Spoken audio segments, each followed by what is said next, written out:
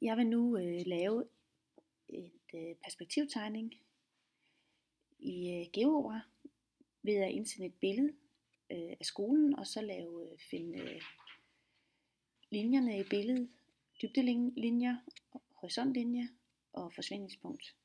Så jeg starter her med at åbne mit GeoGebra og gør lidt større. Så fjerner jeg lige min koordinatsystem, og det har jeg så gjort nu. Jeg skal indsætte et billede, så jeg går op her i rediger og indsætte billede fra en udklipsholder. Men jeg skal først lige have fundet et billede til det af mit udklipsholder. Og det finder jeg over på Facebook, hvor jeg har lagt en masse billeder ind af skolen i jeres gruppe, den bedste klasse, så den går jeg lige over i.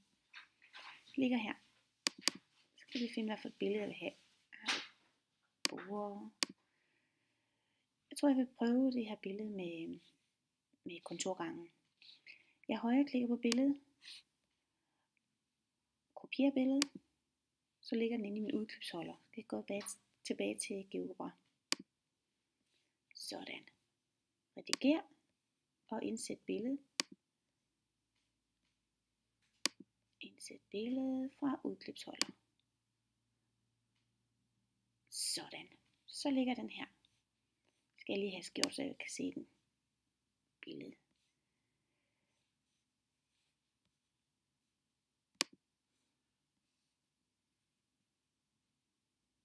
Sådan. Så gør jeg lige det, at jeg låser mit billede fast.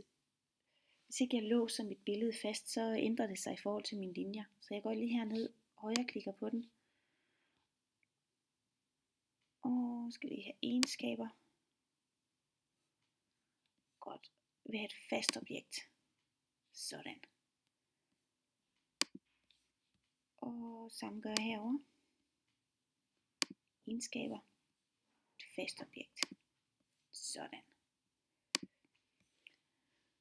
Nu vil jeg så lægge nogle linjer ind. Se om jeg kan finde nogle linjer, der sådan går igen. Så jeg prøver at gå op og linje, som jeg har et punkt her, og så et punkt her.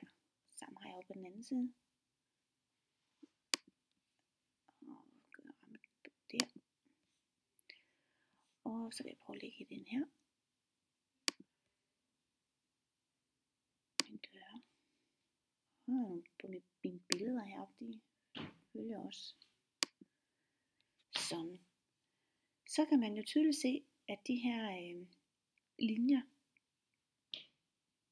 de alle sammen samles i et punkt heroppe, som er vores forsvindingspunkt. Og forsvindingspunkt ligger selvfølgelig på horisontlinjen også. Så jeg vil lige lave en linje igennem min horisontlinje. Så det er lige, om jeg kan lave en vandret linje her.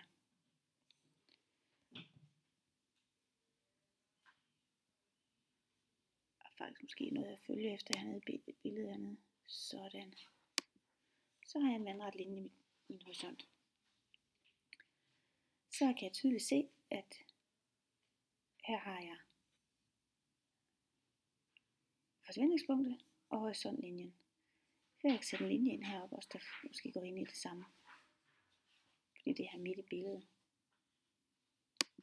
Interessant. Gør den faktisk, rammer faktisk også der. Men den fjerner lige igen. Det fik jeg fjernet forkert. Sådan. Sådan kan man lave et billede i GeoGebra. Nu skulle jeg gerne kunne formindske og større, uden at det hele flytter sig. Vi prøver lige, om det virker.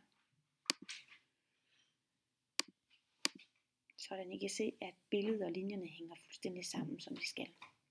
Nu har jeg gjort det, så jeg er færdig med det billede. Så kunne det være måske ikke sjovt for jer selv at gå ud og finde et billede af skolen. Tage på jeres kamera og lægge det ind på Facebook-siden og finde det. Og arbejde med det. God fornøjelse.